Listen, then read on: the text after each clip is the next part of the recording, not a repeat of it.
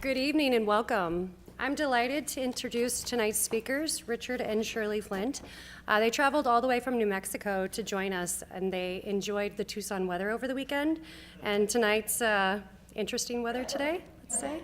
They said it was nicer than in New Mexico because it was 49 degrees one day. So we're glad that it got up to 69 today, I guess. That's a good thing.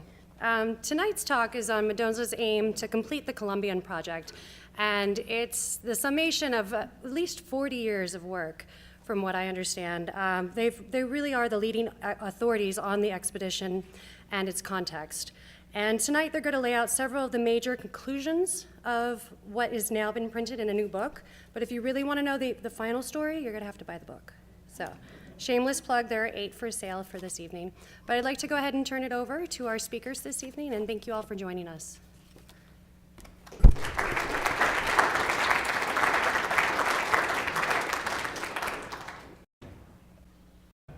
Thank you all very much. It's a pleasure to be in Tucson again and to speak to AAHS. I think we've done this several times before. It's been a while since the last time, and that's mostly because we've been busy working on this project, which is just now finally completed. And the book, which is called The Most Splendid Company, is just out just about 2 months ago today. And I'm going to break this talk into 2 parts. The first part will be sort of about the process that we have gone through, an example of the process that we have gone through in the last 15 years working on this particular project. So it started in about 2005, 2006, and has just now culminated. We are of an age now when I doubt if we will do another 15-year project. That's probably not in the cards. We continue to work, and we remain excited, and there's still more to learn, lots more to learn. I think we still would say that there is more to learn than we know about the Coronado Expedition. So, the first part of this talk is called A Surprise in the Archive, Guido de Lavasares. And I will try to stick to my speech. I have a tendency to want to drift off into tangents, and I try to force myself to tell you what is essential here.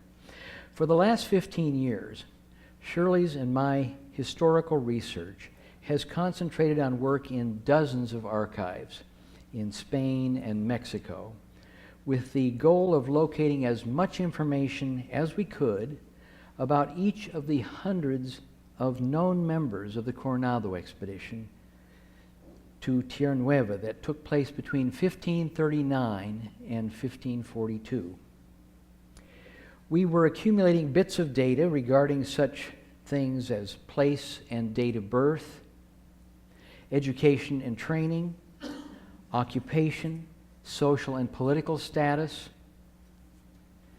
connections with other members of the expedition, and assorted other topics.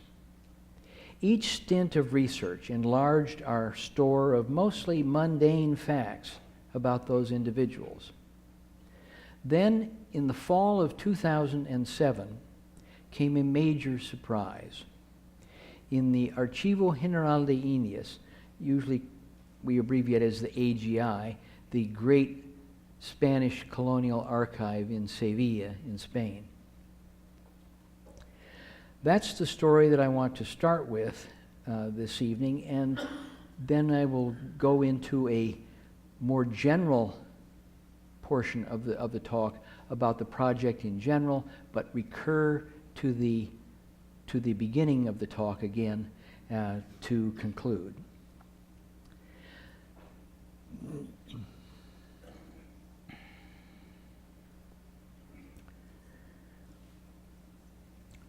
We had arrived in Sevilla for our 4th stint of research during this particular project in October of 2007. This is a slide photo showing the apartment that we had. We were on the second floor. It's the one with the light on in the window. We would walk every day. It was only about a 10-minute walk from the apartment to the AGI every day, every work day of the week, so Monday through Friday. We generally leave the apartment about 8 a.m., get to the archive by 8:15, and work and work and work and work until basically it was closing time of the archive. We have to start closing up at 3:15. So we would take no breaks because we were only there for a limited amount of time, even though it may seem lengthy. We've been many times for 3 months at a time, one time at least for 9 months. That sounds like a lot, but boy, it goes fast, even when it's sort of sometimes hard and boring work.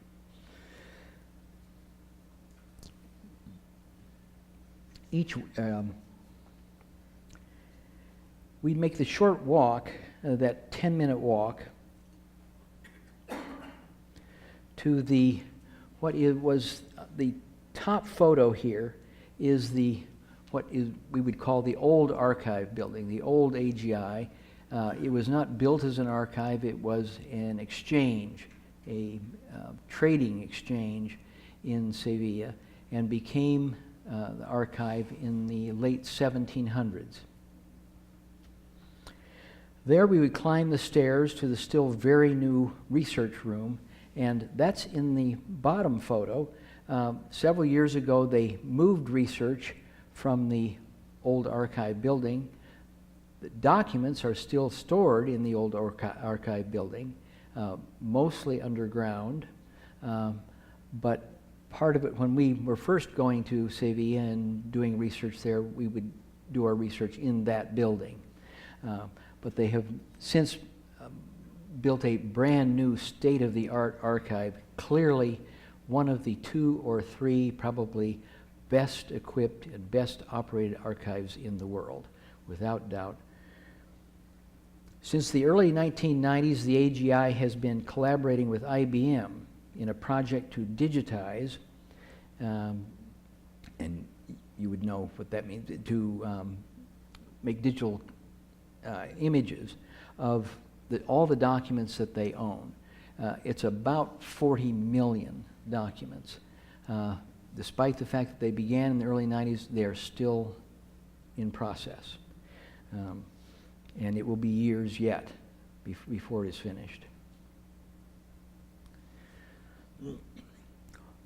All of those documents deal with Spain's former empire in the New World, including the Philippines, by the way. That was part of the viceroyalty of Nueva España, or what we think of today as Mexico, included the Philippines.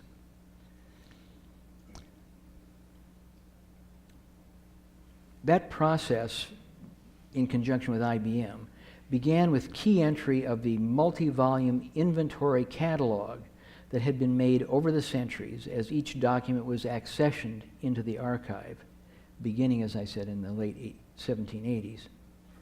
The catalog descriptions of the documents were very brief, usually no more than 2 or 3 sentences, and provided very basic information about each document, where and when it was written, who were the principal persons mentioned in it, and what the general subject or purpose of the document was. So very sketchy information, but enough to get a general idea of what was going on and perhaps the people who were involved. Once those millions of catalog entries had been computerized, it became possible for researchers like ourselves to word search those descriptions, those brief descriptions. And that was what we would do. That was our strategy for how we were going to proceed with this project wherever we went. If they had a computerized or computer readable catalog, we could search that catalog for the names of individuals who we knew had been on the Coronado Expedition. When we began that project, I believe it was about just shy of 300 people that we knew the names of. By the time we were done, there were nearly 400.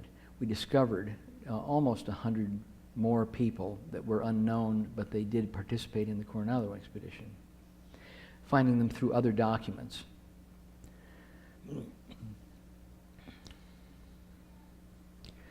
So our strategy was, when we would get to an archive, we would divide the alphabet between the two of us as evenly as we could, A through L, M through Z, every time we did this. This particular stint of work, I was working in the second half of the alphabet, L through Z. And I began with a man named Diego de Madrid Avendaño. Then I ran a computer search on the catalog entries, which produced a short list, fortunately, short list of documents related to him, each of which I then read through one by one. Because a significant number of the documents in the AGI, not anywhere near all of them, but a significant number, have been digitized. So they produced digital images of the documents, and you can call them up on a screen. I was able to do that on all of the documents that dealt with Madrid Avendaño. And it didn't take me too long to deal with those documents and record the information that was in them. And I moved on through the alphabet. Day after day, Shirley and I proceeded through our lists. Each day we added generally small bits of information about the expeditionaries to Cibola to our burgeoning database. At the end of November, or as that approached anyway, I reached the letter R in the alphabet. And the seventh person among the R's was a man named Francisco Rodriguez. That's sort of like having an English name of John Smith. I mean, there are many, many, many, and there were many, many Francisco Rodriguez. So, and we didn't know anything about him except the fact that he participated, was a member of the Coronado Expedition. So there was nothing else to judge by other than his name and the fact that he went on this expedition. So I put his name in and upcaped 1,300 hits. Each of those hits represented between 2 and 2,000 pages, mostly somewhere in the middle, usually 100 or 2 pages. That's a lot of pages of documents to read if you're starting with 1,300 of those documents. It would be months of work to read through 1,300 documents of that kind. These are manuscript documents, handwritten in a script that looks nothing like, for instance, modern Spanish. Modern Spaniards have a very hard time reading it. Does not look like modern Spanish.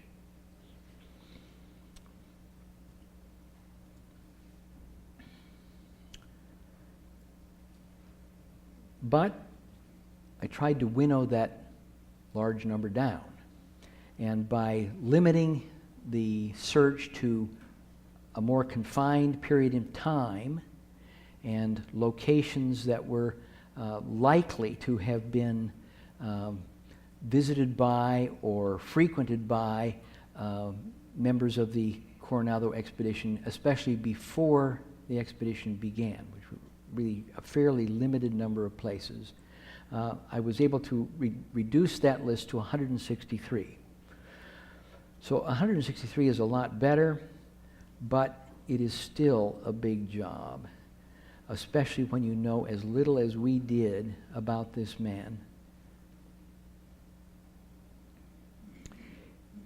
If in the worst case, I had had to ask to consult the original paper manuscript of each of those 163 documents, the process of a retrieval from storage alone, this is not me doing anything with them, but just having the staff of the AGI retrieve the documents and bring them to me would have been months of work to do 163. Because generally, the documents are in very large bundles. You get one, maybe two documents in a very large bundle, so you have to request the whole bundle. So they have to find the bundle, they have to bring you the bundle, you have to sort out the one or two, if you're lucky, documents that you're really interested in, and then read through that. So it would take a very long time. Because of the monumental work done by historian Peter Boyd Bowman in the 1960s, we were sure that there were at least 28 men by the name of Francisco Rodriguez who were present in the Americas between 1520 and 1539. So during a 20-year period between 1520 and 1539, that's the year before, or actually at the very end of the year when the Coronado Expedition began, 1539, one of whom was probably, but not certainly, our Francisco Rodriguez, the one we were interested in. Adding that fact to the still larger number of documents the word search had turned up and our lack of any distinguishing information about the Francisco Rodriguez we were interested in, I toyed with the idea of skipping him, at least for the time being. And, until if I had time at the end of our 3 months and I hadn't gotten back to him, I would then maybe reluctantly go back. That's what I told myself. And I really had an argument sitting there that day with myself. And I finally convinced myself that, well, this was the job we chose, and if I didn't do it, who was going to do it? So I said, okay, bite the bullet and just start. So the first 2 documents on the list had been digitized, so I could consult them on computer screen, and I was able in only an hour or so to eliminate them as unlikely to contribute anything attributable to the Francisco Rodriguez from the expedition to Cibola.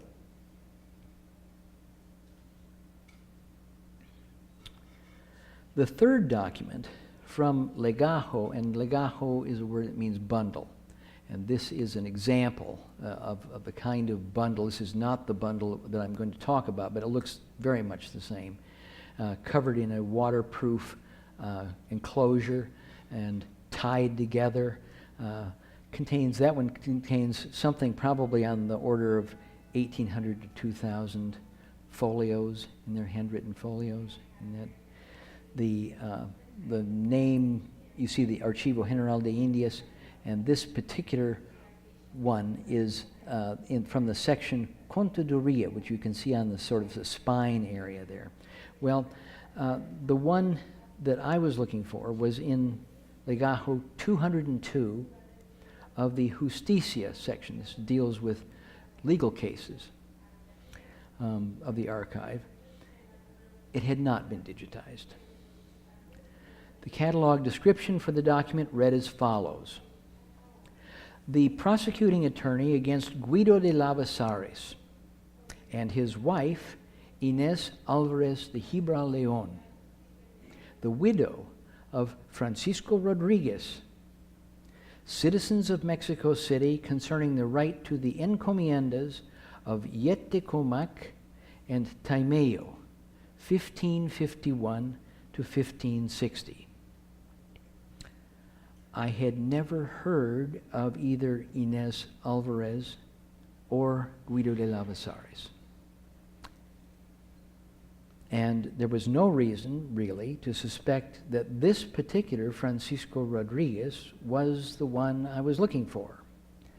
But if I was going to thoroughly research the list, I would have to ask that I be brought that legajo, so I did. About an hour later, Legajo 202 of Justicia arrived at my desk.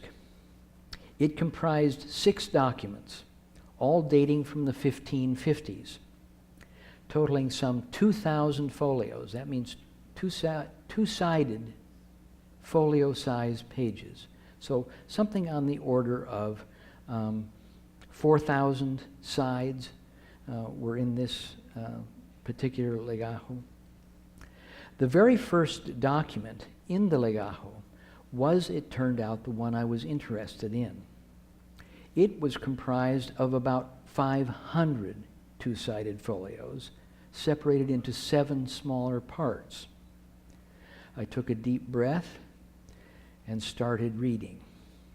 The first part of the document, prepared by a lawyer, Sebastian Rodriguez, revealed that the case had been initiated by his client, Inés Alvarez de Gibral León, the, quote, honored widow of a Francisco Rodriguez de Zacatula in 1549. In the course of reading through the mass of folios, I learned that Inés's deceased husband had participated in the conquest of Tenochtitlan in 1519 to 1521 under Cortés. Apparently, as reward for his service under Cortés, he was given 2 encomiendas, that is, grants of the right to collect tribute from native communities. The communities were Petatan and Xalxocotitlan in the region of Zacatula, in what is today the state of Guerrero on Mexico's southwest Pacific coast. He traded those encomiendas for 2 others in 1537. Those 2 were called Yetecomal, near Tula, and Taimeyo, in what is now northern Michoacán. Sometime before 1549, Rodriguez died, heavily in debt. Before that, he transferred the encomiendas to his and Inés's young son, Pedro Sanchez. But the son very quickly died himself at the age of 8, at which time royal officials took the encomiendas to the crown as royal fiefs. That action precipitated Inés's lawsuit, by which she hoped to be granted the encomiendas in her own right.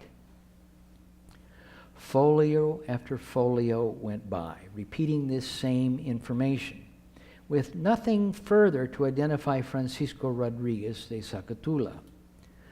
More than 400 folios of variations on the same information. But there was one curious circumstance. When Inés's lawyer called witnesses to support her claim in 1550, several of them were former members or probable former members of the Coronado Expedition. That was interesting.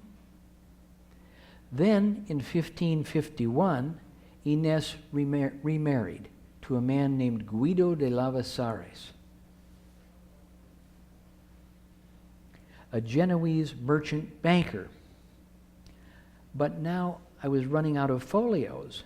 Only one part of the document was left, a bound group stitched together of 37 two-sided folios. It was a document prepared for Inés's second husband, Guido de Lavasares, to demonstrate that he deserved reward for his service to the Spanish king, and therefore Inés should be given those encomiendas back, because since he really deserved reward, give them to his wife, and then, well, he'll be rewarded.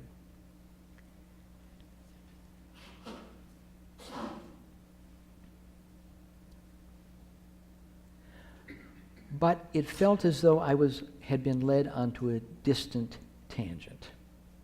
A document prepared for the second husband of a woman who had been married to a man named Francisco Rodriguez, who chances are was not even the man I was looking for. I'd been at the reading of this one document for hours and now felt like it had been a waste of time. But Once again, my stubborn self objected. I'd read this far, and there were only a relative handful of folios left, just 37. Do it, I said, just to be 100% thorough. So I went ahead to the finish.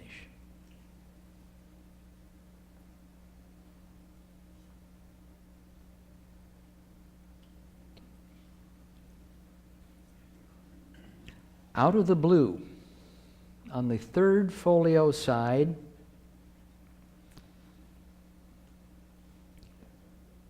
of that short bound sheaf of paper, as the second item in a questionnaire Guido de Lavasares had formulated for the questioning of witnesses to demonstrate his deserving service, he asked, quote, whether the witnesses know that Guido de Lavasares has served His Majesty in these parts, meaning Nueva España, for the past 14 years in everything that has been presented, which he has done well, faithfully, and diligently as a good servant and vassal of His Majesty.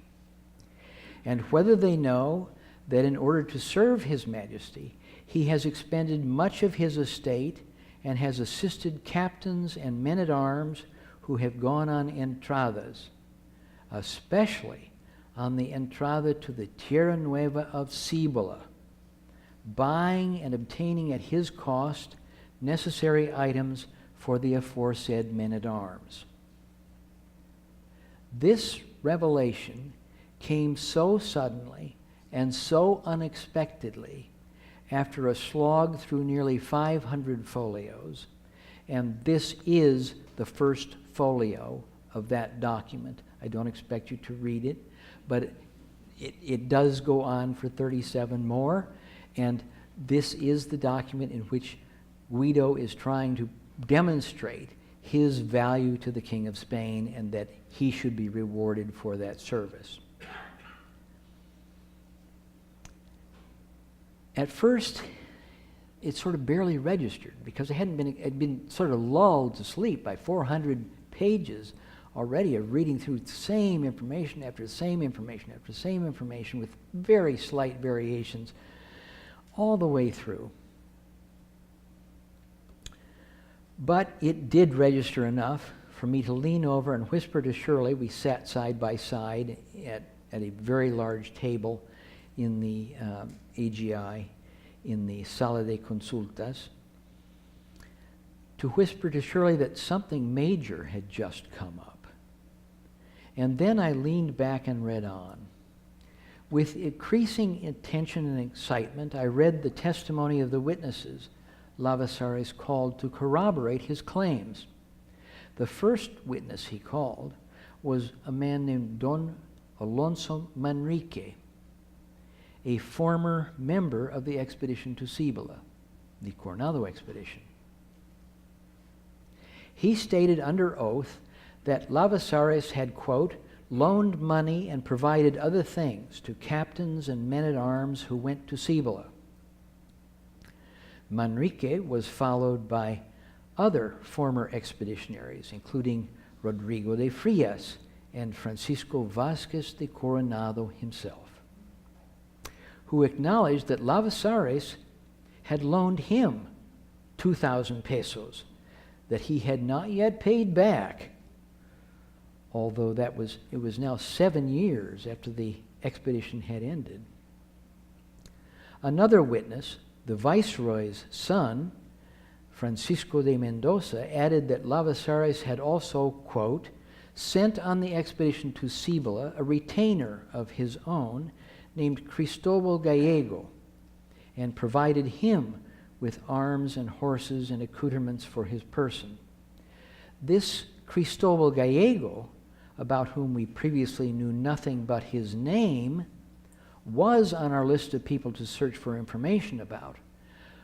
But that year, going through the list, we found nothing about him until now. Cristobal Gallego, a criado of Guido de Lavasares. Now, very significant information was supplied by Mendoza's testimony. Following Mendoza, a Mexico City merchant named Pedro de Toledo testified in support of Lavasares' claims. He told that the banker had, quote, gotten from Toledo's store great quantities of clothing and jineta saddles. Those are saddles where you ride high on the saddle with the knees bent, severely bent, as well as hardware and silk for banners and other things, in a quantity in each category valued at more than 4,000 castellanos. That would put the total at something over 20,000 pesos.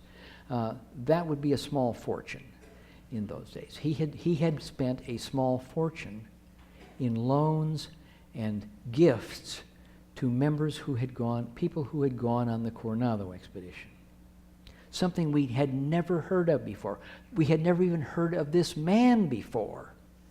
We had suspected for years that there were other outside investors in this expedition besides the viceroy, Don Antonio de Mendoza, who was the chief investor, and Francisco Vazas de Coronado and his wife, Beatriz de Estrada, plus Pedro de Alvarado of the conquest of Tenochtitlan fame. We didn't know of any others than those three, except that every single person who went on the expedition had to pay to outfit themselves. There was, unlike what many people assume, almost all of the Spanish-led expeditions in the New World that were conducted in the 16th century were almost completely privately financed. The king and queen, if there was a queen at the time, of Spain rarely contributed any money at all. They did require that people get licenses to make such expeditions, but they would not give financial support.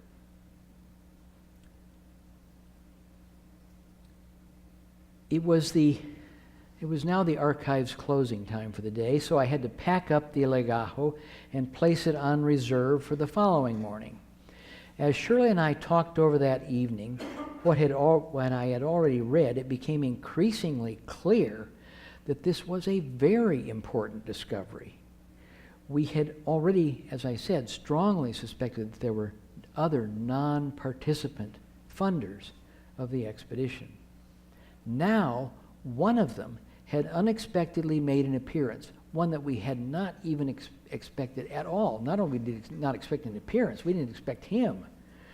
So it was brand new information, and information that confirmed something that we had suspected but not been able to show. A little after 8 a.m. the next day, we were back in our places and even more expectant than usual.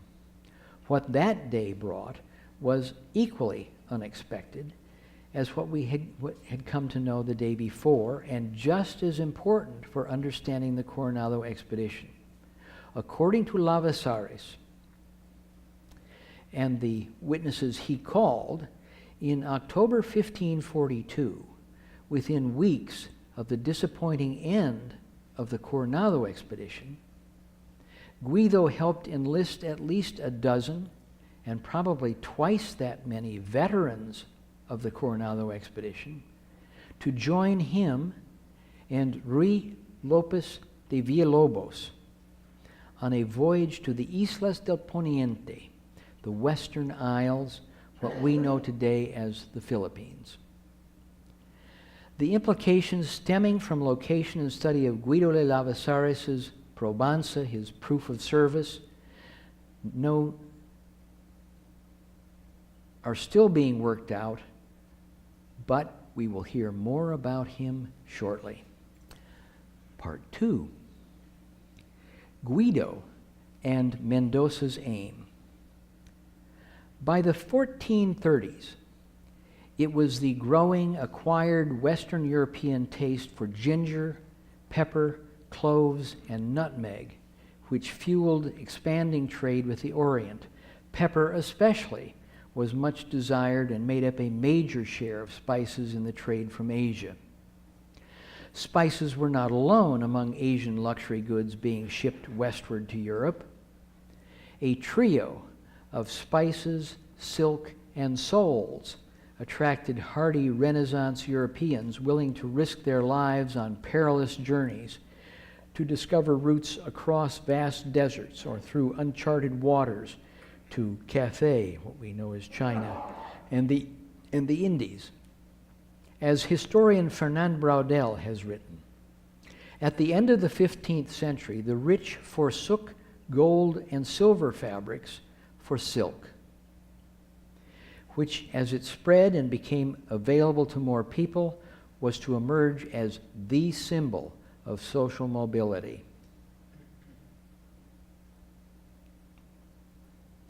Conspicuous display of luxury in dress was perhaps the most effective means of demonstrating one's prosperity.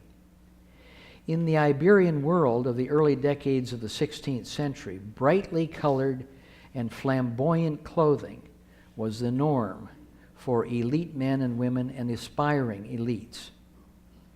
Multiple layers of lustrous silk in vivid colors, with exterior layers slashed so as to reveal contrasting colors beneath, composed the wardrobes of such persons. Extravagance in dress became a mania. The foreigners who were the suppliers of Asian luxury goods that ultimately reached the Iberian Peninsula and the rest of Western Europe comprised a succession of regional merchants: Chinese, Moluccan, Indians, Mongols, Persians, Syrians, Turks, Egyptians, North African Arabs, and Berbers, to name just some of them, who rendezvoused in Samarkand, Damascus, Aleppo, Beirut, Alexandria, Baghdad, and Istanbul, with mostly Italian middlemen who transported the goods on the final leg of their route by way of the Black Sea and the Mediterranean to Western Europe.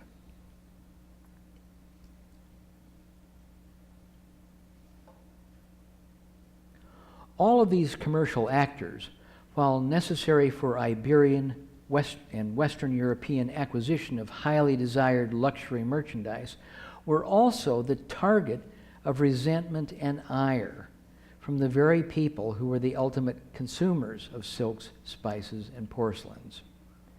The principal cause of that bitterness was that each link in the luxury supply chain, often described as the Silk Road, and this is a contemporary illustration of the Silk Road. You'll see a lot of camels heading towards the east part of Asia, for instance, carrying various shaped bundles. In each link of that luxury supply chain, a tariff, surcharge, or handling fee was added to the base price of the goods, so that at the point of final sale in Sevilla or Valladolid or Saragosa or Barcelona, such add-ons customarily accounted for more than half of the retail price, and sometimes considerably more. So important was trade in Asian luxuries to the surging Castilian and Portuguese commercial economies in the late 15th century and early 16th century that investment in ventures seeking new routes that would bypass the expensive middlemen in the trade in Asian luxuries became commonplace. Everywhere, entrepreneurs sought routes with an increasing proportion of the distance covered by ship. With respect to Asian trade in the Americas, the most pivotal figure was, of course, Christopher Columbus, Cristobal Colon, as he's known in Spain. But reaching Asia and obtaining Asian luxury goods remained the driving objective of much European aspiration for decades after Columbus. Furthermore, most Europeans believed for generations after Columbus's death, as Columbus himself did, that he had indeed encountered an eastward extension of Greater India, or meaning East Asia. The westward route to Asia remained a powerful subtext to Spanish reconnaissance of the landmass that Columbus had encountered. This was especially true for the Viceroy of Nueva España in the 1530s, Don Antonio de Mendoza. His family, led by Don Pedro González de Mendoza, Cardinal and Archbishop of Toledo, principal advisor to Queen Isabel, and Don Antonio's great uncle, was one of the great driving forces behind the realization of Columbus's voyages. The Cardinal, for instance, acted as mediator in discussions between Columbus and the Queen, intervened when a learned conclave rejected Columbus's plans, and is said to have sponsored a banquet to honor the navigator when he returned from his first voyage to the Indies.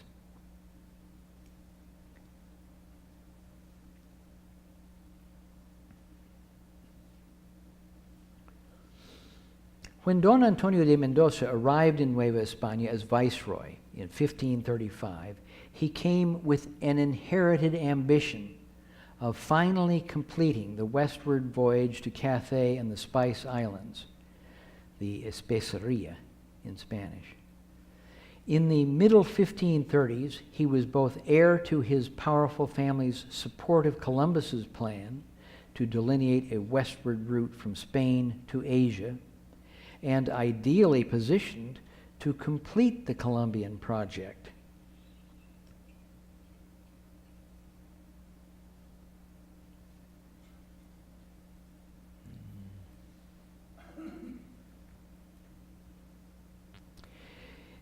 It was just about a year after Mendoza's arrival in Nueva España that 4 long-lost shipwreck survivors brought electrifying news about a place north of Mexico City, a land soon to be known as Tierra Nueva. In that land, there were reportedly humpbacked cattle that sounded like Asian yaks. This is a young yak from Asia. Towns built of stone and decorated with the Turkish stone, that is what we know as turquoise, where that word comes from, Turkish stone, and metallurgists.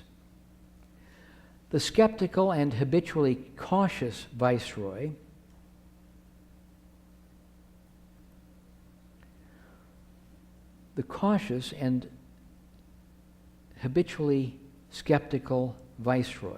wanted confirmation of the reports made by the shipwreck survivors.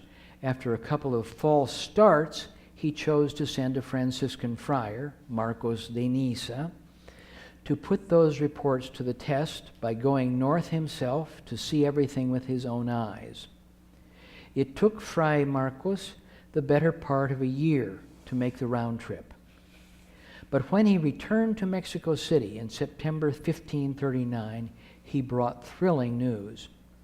He had learned that the place the shipwreck survivors had been told about was called Cibola. He had seen turquoises from there, as well as many large hides from the humpbacked cattle.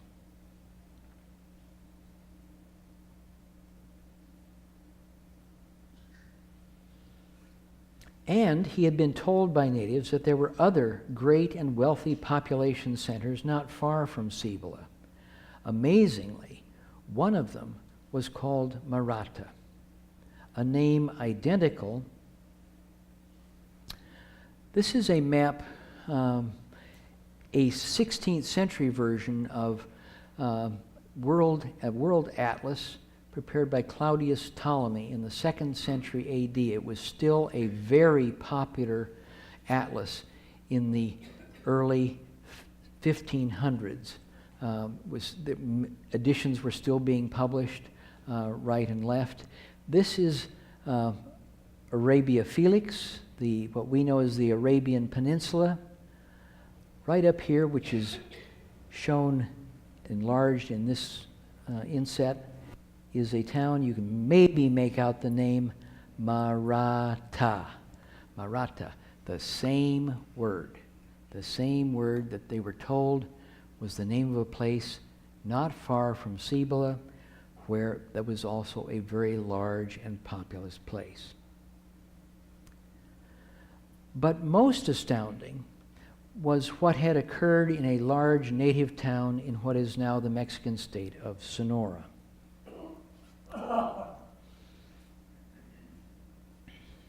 As Marcos himself told the story, and I will make a long quote, or a fairly long quote here, I was wearing a habit made of gray, closely woven woolen cloth, which they call Saragosa, which Francisco Vázquez de Coronado, governor of Nueva Galicia, had me wear.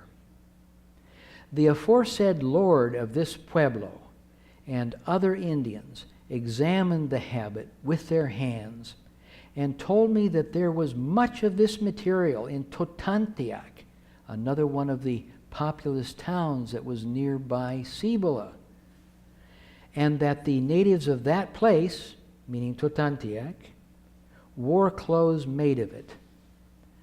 To us, that sounds unremarkable, but to Marcos it was electrifying, because the habit he was wearing was made from a fabric called camelote, a nearly waterproof blend of camel hair and silk. The report by Sonora natives, therefore, meant that both camels and silk must not be far from Cibola, and Cibola itself was in or near Asia.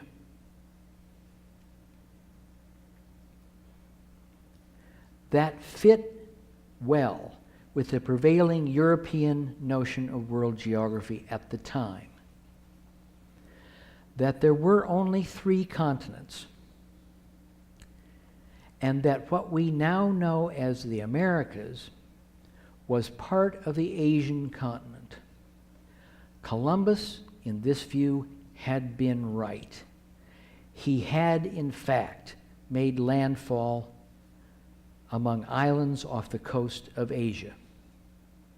That meant that it should be possible to travel by land from Mexico City to the great Asian sources of luxury goods such as silk, spices, dyes, and porcelain. So a major overland expedition was assembled, something on the order of 2,800 people and many thousands of livestock.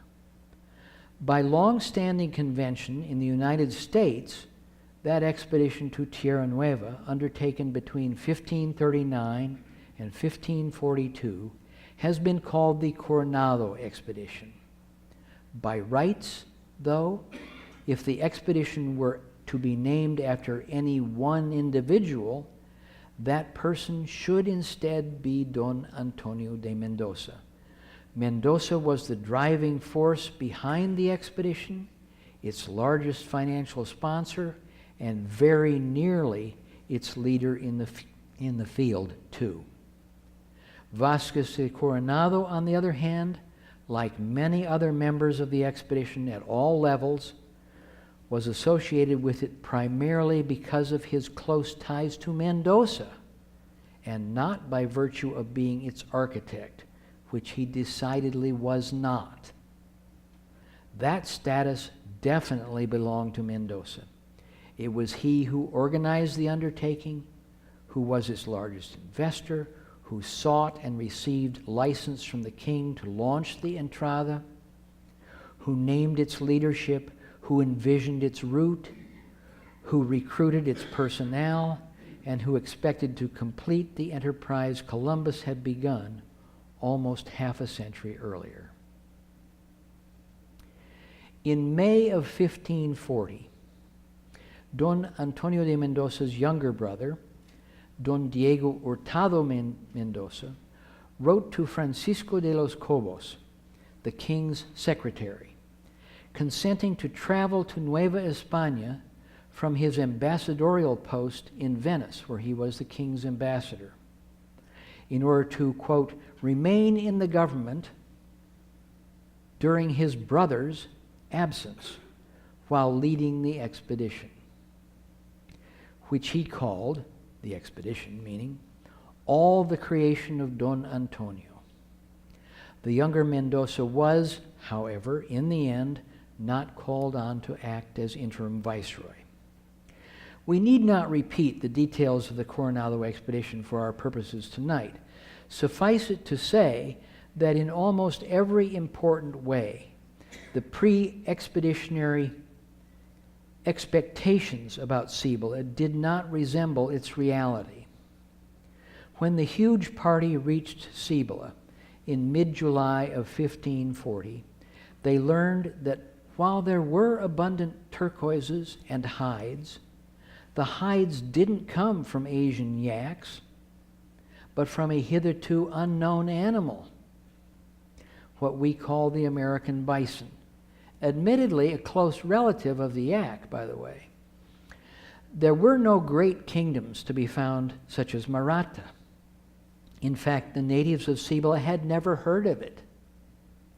And most devastatingly, the supposed source of camalote, the fabric made from camel hair and silk, was only a hot lake around which there are 5 or 6 dwellings, but no luxurious water-repellent fabric.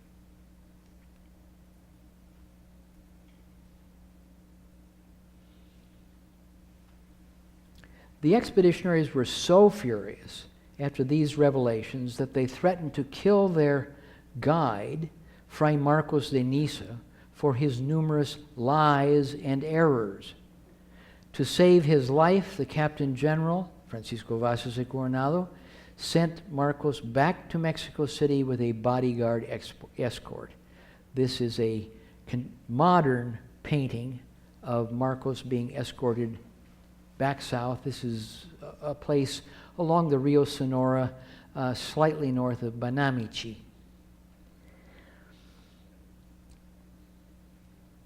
The geographical expectations of the missionaries, of the expeditionaries, their certainty that Cibola was in or near Asia, proved to be a major cause of their extreme disappointment about Cibola. That, in turn, propelled the subsequent persistent angry mood of the expedition as a whole, expressed first as murderous rage toward Fray Marcos, and later as ready violence against the Pueblo people of New Mexico. The remainder of the Coronado expedition was only an exercise in dissipating the momentum of expectation of the imminent attainment of the most desirable luxuries of the day: silk, porcelain, spices, and dyes. And I will mention that silk at this time was considerably more valuable than gold, weight for weight. The expedition spent almost 2 years fighting and doggedly chasing one false and hopeless lead after another until it abandoned the search and returned south in the spring of 1542. Everyone on the expedition lost the money they had invested. At least a few lost everything they owned. Some lost their lives. Antonio de Mendoza, though, was not done. That's because the Coronado expedition, unlike how it's usually portrayed, was only the first and least risky phase in a 3-phase plan to reach Asia that Mendoza had designed. By the time the Coronado expedition got back to Mexico City, the second phase of the plan was already underway, and phase 3 was only 2 months in the future.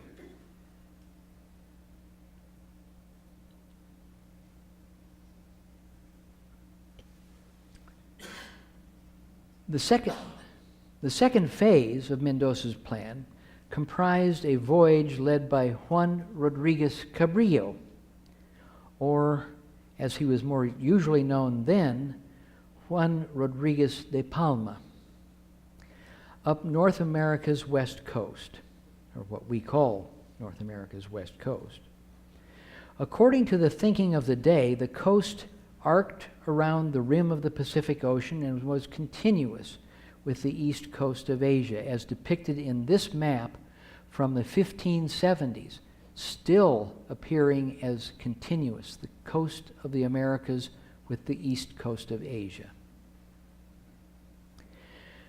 After Mendoza's main funding partner for all three phases of completion of the Colombian project, Pedro de Alvarado, died in 1541, Don Antonio was left alone with the primary financial responsibility for both the coastwise fleet led by Rodriguez Cabrillo, or de Palma, and the subsequent westward open ocean attempt. Rodriguez's little fleet of 3 ships and several smaller vessels left the port of Navidad in modern Colima state in June 1542 and was back in April 1543. Rodriguez Cabrillo had died and no one had reached China. Though members of Cabrillo's crew claimed, incorrectly as it turned out, that they had reached within 250 leagues of the Spice Islands in Southeast Asia. With Rodriguez Cabrillo already underway for about 2 months, Mendoza launched the third and most risky phase of his plan to open a westward route to Asia, open ocean sailing directly west from Mexico's Pacific coast. Most risky because all of the voyages that had been attempted across the Pacific in the past, and there had not been many, the survival rate of the crews and passengers of all of those ships was less than 10%. Almost everyone died. It was a very dangerous thing to do. On November 1st, 1542, Guido de Lavasares was on board one of the ships included in the small fleet led by Ruy Lopez de Villalobos, a relative of Don Antonio de Mendoza, that embarked on a trans-Pacific journey to the Islas del Poniente, what we now call the Philippines, and was very shortly now to be named that by these very people. Lavasares was serving as royal contador, or accountant, for the voyage, appointed by his friend and partner, Antonio de Mendoza. As with the expedition to Tierra Nueva, Lavasares supplied, quote, provisions and accoutrements and provided assistance to individual persons going with Villalobos. Once again, he is an investor in one of Mendoza's 3 attempts to get to Asia. Accompanying Lavasares and probably recruited by him were 30 or more recent members of the Coronado Expedition, perhaps including Cristobal Gallego, his agent on the just completed expedition to Tierra Nueva. As far as anyone in the Spanish world knew, all the members of the Villalobos expedition simply vanished. 7 years later, though, in 1549, a surviving remnant of the force unexpectedly returned to Nueva España by way of the Philippines, India, Africa, and Spain.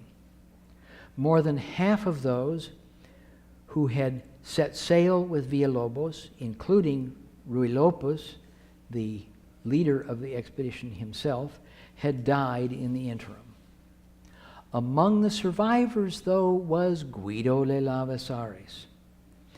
When Lavasares returned to Spanish jurisdiction, he brought with him what is called a derrotero. In English, the word used to be rudder. It's a description navigation guide showing, in this case, quote, everything that had been newly reconnoitered in the Islas del Poniente, meaning the Philippines, the islands of Japan, the coast of China, the mainland of Niako, which is a place that no one has identified yet, and New Guinea.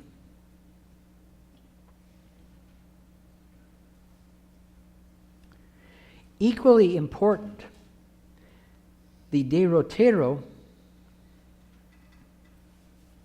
provided, according to Guido, the basic sailing instructions concerning how to sail back to Nueva España, eastward across the Pacific, or Mar del Sur. Something until then never known to have been done because of contrary winds and currents. It is very easy to sail from America's west coast to the Philippines, almost impossible to sail back unless you sail at exactly the right time and go in exactly the right direction. Because what you have to do is catch what we now call the North Pacific Gyre, the great circulation of currents in the northern Pacific that goes from Southeast Asia up across Japan, the Japan current, to Alaska, down the west coast of North America, finally to Mexico. That is the way the route works. You can go straight across to go west, but to come back you have to make a very roundabout thing, otherwise you're beating against contrary winds all the way, 7,000 miles, and currents that are generally against you.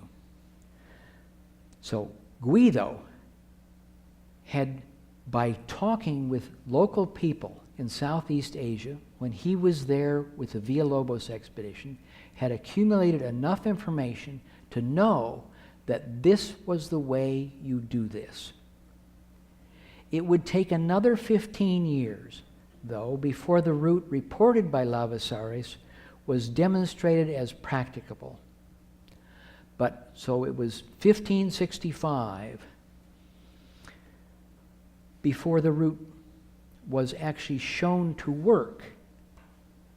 But after a Nueva España to Asia round trip was completed in 1565, Spain would not relinquish control of the Philippines until the very early years of the 20th century. A foothold in the Philippines put Spanish merchants where they could trade freely with their Chinese and other East Asian counterparts, thus completing the Colombian project. By that time, Don Antonio de Mendoza had died, but his son, Francisco de Mendoza, had taken his place as a partner of Guido de Lavasares, who soon became the second Spanish governor of the Philippines. So with Guido's help, of course, as well as with that of hundreds of other expeditionaries of both genders from a multitude of cultures and geographical origins, Mendoza's three-phase plan had actually succeeded. And that is one of the major conclusions of our new book, perhaps the one that is of the most interest to the most people. So I thank you, and Shirley and I will now answer, or at least address, any questions that you might have. You want to come up?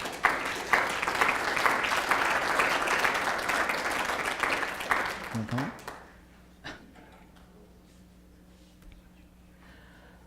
I'll put this website address up.